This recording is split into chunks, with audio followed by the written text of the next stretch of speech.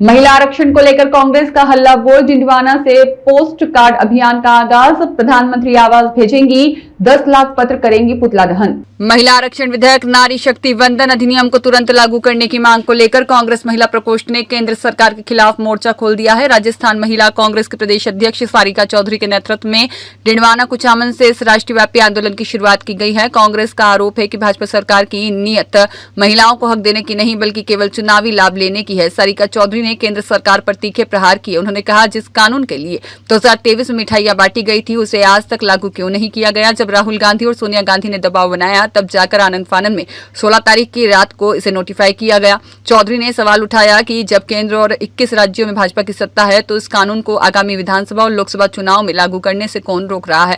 कांग्रेस ने इस मुद्दे पर चरणबद्ध आंदोलन की घोषणा की है। देश भर से 10 लाख महिलाएं प्रधानमंत्री आवास पर पोस्ट कार्ड भेजकर अपनी नाराजगी दर्ज कराएंगी। इसकी शुरुआत आज डिंडवाना से कर दी गई है। महिलाओं का समर्थन जुटाने के लिए घर घर जाकर हस्ताक्षर कराए जाएंगे। आने वाले दिनों में जिला मुख्यालयों पर केंद्र सरकार के पुतले जलाकर विरोध जताया जाएगा। सारिका चौधरी ने कहा कि पंचायतों में महिला आरक्षण की नींव स्वर्गीय राजीव गांधी ने रखी थी। आज सोनिया गांधी अस्वस्थ होने के बावजूद इस हक की लड़ाई के लिए समर्पित हैं। उन्होंने स्पष्ट किया कि इंडिया गठबंधन आगामी मानसून सत्र में सरकार पर दबाव बनाएगा कि महिलाओं को 33% आरक्षण का लाभ अभी और इसी चुनाव से मिले।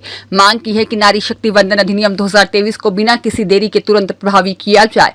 आगामी 5 राज्यों के विधानसभा चुनाव और लोकसभा चुनाव में महिलाओं को आरक्षण का कोटा मिले। कांग्रेस ने चेतावनी दी है, जब तक महिलाओं को इसका संवैधानिक हक नहीं मिल जाता पार्टी सड़क से लेकर संसद तक अपना संघर्ष जारी रखेगी।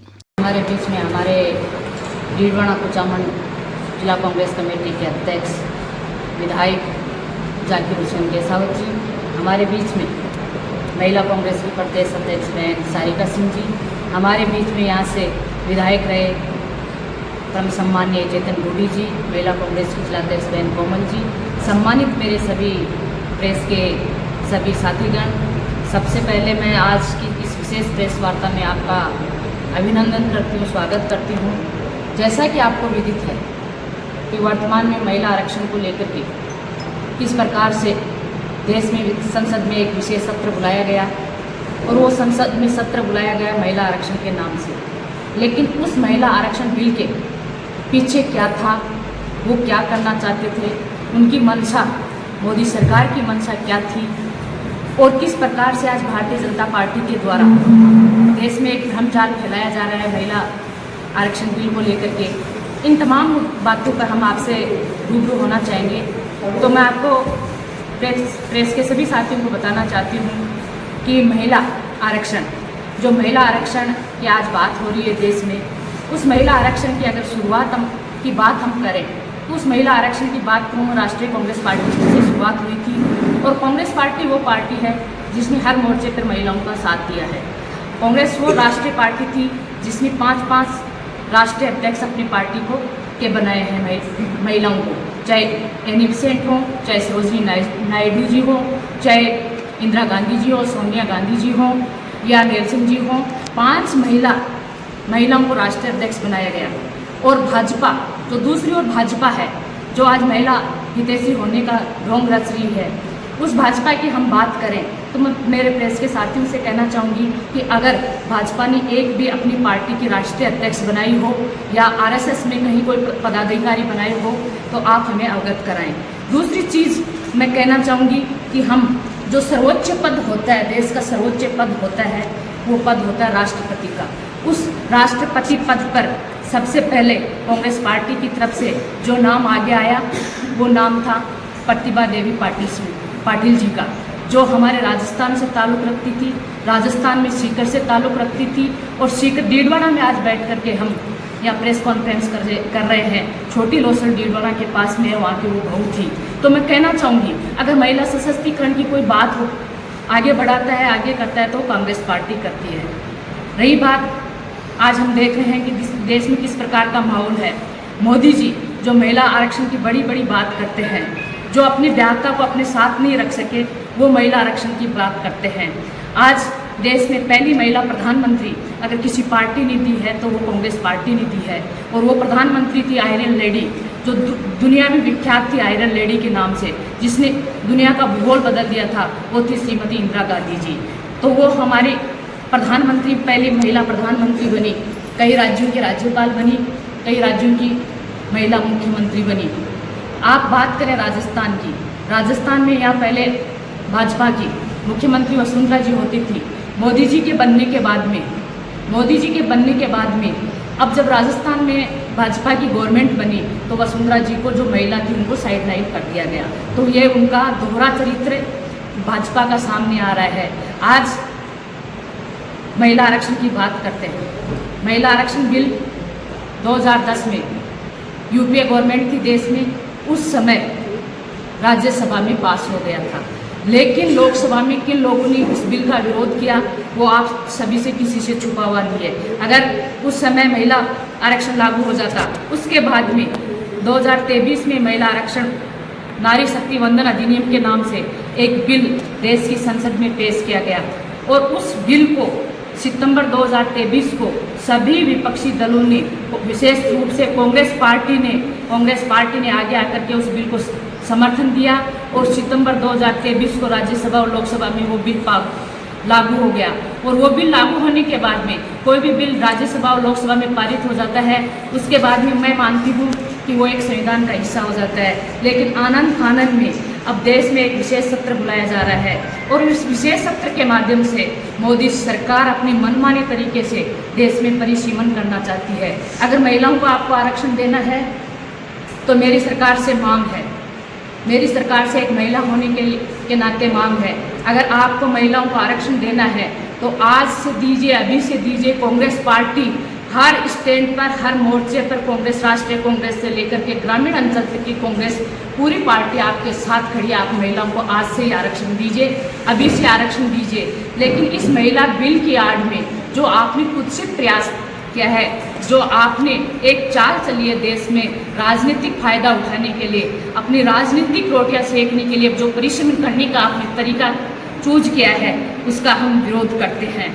क्योंकि आपने देखा होगा महिलाओं को आरक्षण 73वें और 74वें संविधान संशोधन के माध्यम से पंचायती राज और नगर निकाय में सबसे पहले कांग्रेस पार्टी ने दिया 33% आरक्षण। राजस्थान वो राज्य था जिसने पंचायती राज में 50% महिलाओं को आरक्षण दिया। वो हमारे राजीव गांधी जी की देन थी, कांग्रेस पार्टी की देन थी, कांग्रेस पार्टी की सोच थी। तो मेरा आप सभी से निवेदन है, मेरे पत्रकार भाइयों से भी निवेदन है कि जो भ्रमजाल है वो सिर्फ जो आज देश के जो मुख्य मुद्दे हैं, ज्वलंत मुद्दे हैं, चाहे महंगाई हो, बेरोजगारी हो, किसानों की समस्याएं हैं, उनसे ध्यान भटकाने के लिए महिला आरक्षण का बहाना किया जा रहा है। एक लोगों को गुमराह किया जा रहा है और वो गुमराह महिलाओं की, क्योंकि भाजपा की एक सोच रही है कि वो जब भी बैकफुट पर आती है तो वो महिलाओं की आड़ लेती है और आज फिर उन्होंने साबित किया वो परिसीमन करना चाहते हैं। आज भाजपा ने राजस्थान में, भाजपा की सरकार है, पंचायती राज और नगर निकायों का परिसीमन किया। किस प्रकार से पंचायतों का परिसीमन किया, किस प्रकार से नगर निकायों का, वार्डों का परिसीमन किया, वो आप किसी से छुपा हुआ नहीं है, वो ही पूरे देश में करना चाहते हैं। हमारी सरकार से मांग है, अगर आप महिला आरक्षण देना चाहते हो तो आज से दीजिए, अभी से दीजिए। जो 543 लोकसभा की सीटें हैं उनमें आप महिला आरक्षण लागू कीजिए।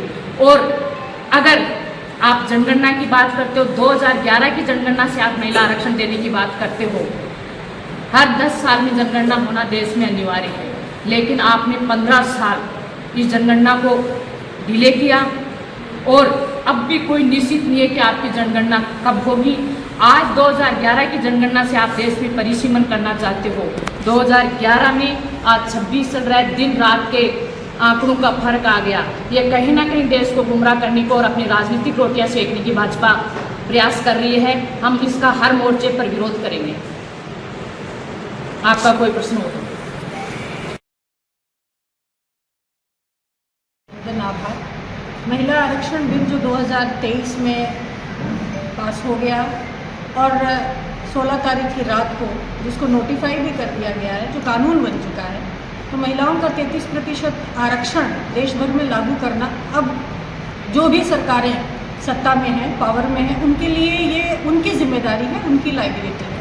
लेकिन हमने देखा कि पिछले 10-12 दिन से बीच चुनाव में जिस तरीके का माहौल पूरे देश में बनाया गया, भ्रमित किया गया, गुमराह किया गया कि कहीं न कहीं जो कांग्रेस पार्टी है वो महिला आरक्षण बिल लागू करने की राह में रोड़ा अटका रही है, ये सरासर इनकी बदनीयती है।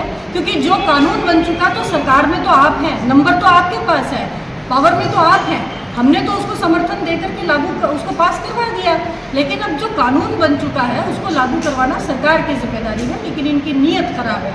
और मैं ये कहना चाहती हूँ कि जब तक ये बीजेपी वाले सरकार में रहेंगे, जब तक पावर में रहेंगे, इनकी मंशा ही नहीं है कि ये महिलाओं को सशक्त करें, राजनीतिक रूप से उनका जो अधिकार है उसको अधिकार दें। लेकिन कांग्रेस पार्टी हमेशा से महिलाओं के राजनीतिक, सामाजिक और आर्थिक तीनों ही स्तर पर उनके सशक्तिकरण के लिए हमेशा से वचनबद्ध रही है। हम लोग डिटरमिन्ड रहे हैं। उसी चीज़ को देखते हुए कि अब इन्होंने इस आरक्षण के बीच में एक नया बखेड़ा शुरू किया है, तो कांग्रेस पार्टी ने पूरे देश में एक हमने ड्राइव शुरू किया है। पहले हमने पूरे देश में नरेंद्र मोदी का पुतला दहन से शुरू करेंगे, दूसरे फेज में हम सिग्नेचर अभियान और फिर एक पोस्ट कार्ड अभियान हम लोग शुरू कर रहे हैं।